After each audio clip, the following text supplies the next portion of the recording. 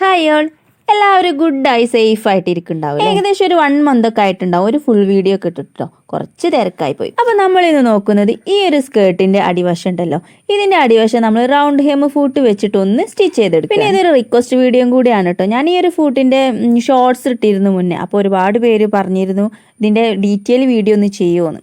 അപ്പോൾ പിന്നെ ഇന്ന് അങ്ങത് ആക്കാന്ന് കരുതി. അപ്പോൾ നമ്മൾ ആദ്യം ചെയ്യേണ്ടത് ആസ് യൂഷ്വൽ സെയിം കളറിൽ നൂല് സെലക്ട് ചെയ്യാന്നുള്ളതാണ്. ഇനിയിപ്പോൾ നിങ്ങൾക്ക് കുറച്ച് ക്രിയേറ്റീവ് ആയിട്ടാണ് ചെയ്യണതെങ്കിൽ ഇഷ്ടമുള്ള കളർ ചൂസ് ചെയ്യാം കേട്ടോ. ഞാനിവിടെ റെഡ് തന്നെയാണ് ചൂസ് ചെയ്തത്. അപ്പോൾ നമുക്ക് തുടങ്ങാം അല്ലേ. അപ്പോൾ ആദ്യം എന്തൊക്കെയാണ് വേണ്ടതെന്ന് നോക്കാം. നമ്മുടെ ഡ്രസ്സിൻ്റെ സെയിം കളറിലുള്ള നൂല്, സെയിം കളറിലുള്ള നൂല് തന്നെ എടുക്കാൻ ശ്രദ്ധിക്കുന്നുണ്ടോ. പിന്നെ ഫുള്ളായിട്ട് ചുറ്റിയെടുത്തൊരു ബോബിന്, നമ്മുടെ ഓൾറെഡി ബോബിൻ കേസ്. പിന്നെ മെയിനായിട്ട് വേണ്ടത് ഇതാ ഈ ഒരു ഫൂട്ടാണ് കേട്ടോ. അതായത് റൗണ്ട് ഹെം ഫൂട്ട് എന്ന് പറയും. ഈ ഒരു ഫൂട്ടാണ് പിന്നെ നമുക്ക് വേണ്ടത്. ഇത് ഈ ഒരു മെഷീൻ്റെ കൂടെ തന്നെ കിട്ടിയതാണ്. 3 mm ആണ് കേട്ടോ ഇതിൻ്റെ സൈസ് വരുന്നത്. ഇതിൻ്റെ 5 mm വരുന്നതുണ്ട്, അതുപോലെ 3 mm. പിന്നെ ഇനി ഇതിൻ്റെ കൂടുതലാണോ കുറവാണോ എനിക്കറിയില്ല, 1 mm കൂടെ വരുന്നതുണ്ട് കേട്ടോ. അപ്പോൾ നമുക്ക് തുടങ്ങാം. അപ്പോൾ ഈ ഒരു ആദ്യം നമുക്ക് ഫൂട്ട് ഇടാം, ശേഷം നൂലൊക്കെ ഒന്ന് ഇട്ട് കൊടുക്കാം. ഇപ്പോൾ നൂലൊക്കെ ഇട്ട് കഴിഞ്ഞിട്ടോ. പിന്നെ ഇതാ നമ്മുടെ ഫൂട്ട് ചേഞ്ച് ആക്കി കൊടുത്തിട്ടുണ്ട്. റൗണ്ട് ഹെം ഫൂട്ട് ഇട്ട് കൊടുത്തു. ഇനി നമ്മളിവിടെ സെലക്ടറിൽ സി ആണ് സെലക്ട് ചെയ്യേണ്ടത് കേട്ടോ. സി സെലക്ട് ചെയ്ത് കൊടുക്കുക. അതുപോലെ ലെങ്ത്തും അഡ്ജസ്റ്റ് ചെയ്ത് കൊടുക്കുക കേട്ടോ. ലെങ്ത്ത് നമുക്കിതാ ഒരു 1-ൻ്റെയും 2-ൻ്റെയും ഇടയിലായിട്ട് ഇട്ട് കൊടുക്കുക. ഇനി ത്രെഡ് ടെൻഷൻ 3-ൻ്റെയും 6-ൻ്റെയും ഇടയിൽ വെച്ച് കൊടുക്കുക കേട്ടോ. 4-ഓ 5-ഓ ഏതായാലും കുഴപ്പമില്ല കേട്ടോ. അങ്ങനെ വെച്ച് കൊടുത്തിട്ട് ഇനി സ്റ്റിച്ച് ചെയ്തെടുക്കാം. ഇനി നമുക്ക് സ്റ്റിച്ച് ചെയ്യാം കേട്ടോ.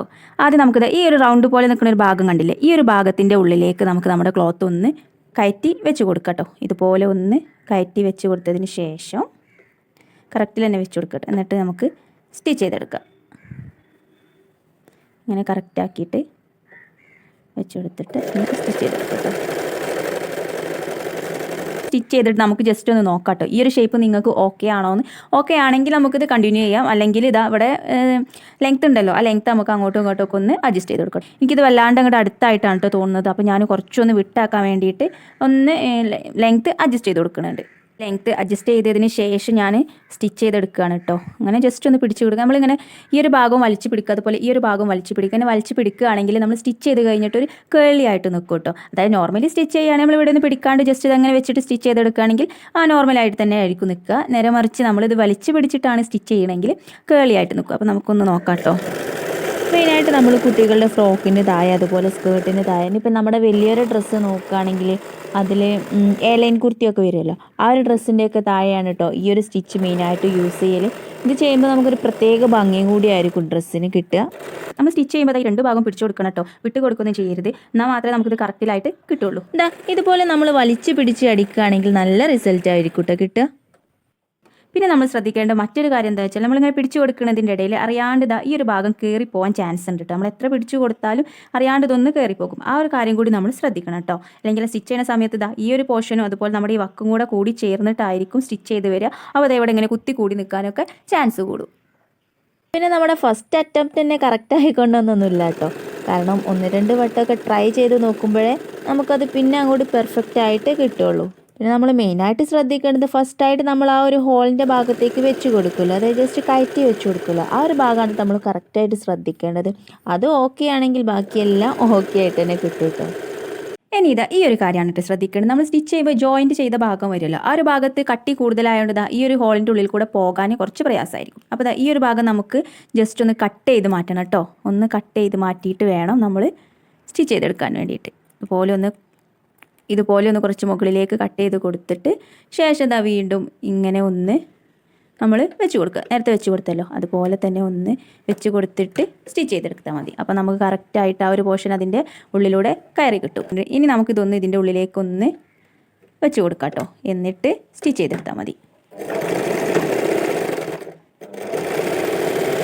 പെർഫെക്റ്റ് ആയിട്ട് തന്നെ കിട്ടി. ഇനി നമുക്കിത് ഫുള്ളായിട്ടൊന്ന് സ്റ്റിച്ച് ചെയ്തെടുക്കും. അപ്പോൾ നമ്മൾ സ്റ്റാർട്ട് ചെയ്ത ആ ഭാഗത്ത് എത്താനായിട്ടുണ്ട്. അപ്പോൾ അവിടെ വരെ ഇതുപോലെ തന്നെ അടിച്ചു കൊടുത്താൽ മതി കേട്ടോ. ആ ഒരു ഭാഗം ഇവിടെയാണ് വരുന്നത്. അപ്പോൾ അതുവരെ ഒന്ന് നമുക്ക് സ്റ്റിച്ച് ചെയ്തെടുത്താൽ ഫിനിഷ് ആയിട്ടോ. അപ്പോൾ നമ്മുടെ സ്റ്റിച്ചിങ് കഴിഞ്ഞു.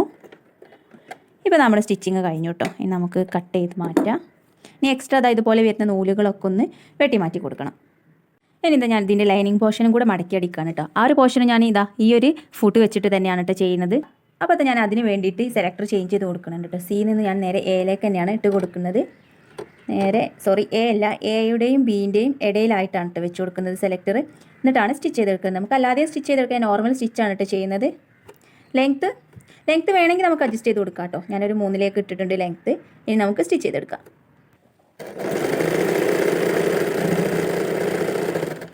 അതും ഇതുപോലെ തന്നെ നോർമലി നമ്മൾ ഇതിൻ്റെ ഉള്ളിലേക്കൊന്ന് മടക്കി വെച്ച് കൊടുക്കുക. എന്നിട്ട് സ്റ്റിച്ച് ചെയ്തെടുക്കുമ്പോൾ ഇതുപോലെ പെർഫെക്റ്റ് ആയിട്ട് തന്നെ കിട്ടും കേട്ടോ. നല്ല കറക്റ്റിൽ തന്നെ കിട്ടും. അപ്പോൾ ഇതാണ് കേട്ടോ ഫൈനൽ ലുക്ക്. നല്ല കറക്റ്റിൽ തന്നെ കിട്ടിയിട്ടുണ്ട്. അപ്പോൾ ഈ ഒരു മെഷീൻ നിങ്ങളുടെ കയ്യിലുണ്ടെങ്കിൽ നിങ്ങൾ എന്തായാലും ട്രൈ ചെയ്ത് നോക്കാം കേട്ടോ. അപ്പോൾ എന്തെങ്കിലും സംശയമുള്ളവർക്ക് കമൻറ്റ് സെക്ഷനിലൂടെ ചോദിക്കുകയും ചെയ്യാം. ഇതാണ് ഫൈനൽ ലുക്ക്. പിന്നെ ശ്രദ്ധിക്കേണ്ട കാര്യം, നമുക്ക് വേണ്ട ലെങ്ത്തിനേക്കാൾ ഒരു 2-3 ഇഞ്ച് എക്സ്ട്രാ എടുക്കണം കേട്ടോ. അപ്പോൾ നമ്മൾ മടക്കി അടിക്കുമ്പോൾ ആ ഒരു ഇഞ്ച് നമുക്ക് കറക്റ്റായിട്ട് കിട്ടും. അപ്പോൾ വീഡിയോ ഇഷ്ടമായ ലൈക്ക് ചെയ്യാനും ഷെയർ ചെയ്യാനും മറക്കരുത്. സബ്സ്ക്രൈബ് പിന്നെ പറയണ്ടല്ലോ, ഉറപ്പല്ലേ?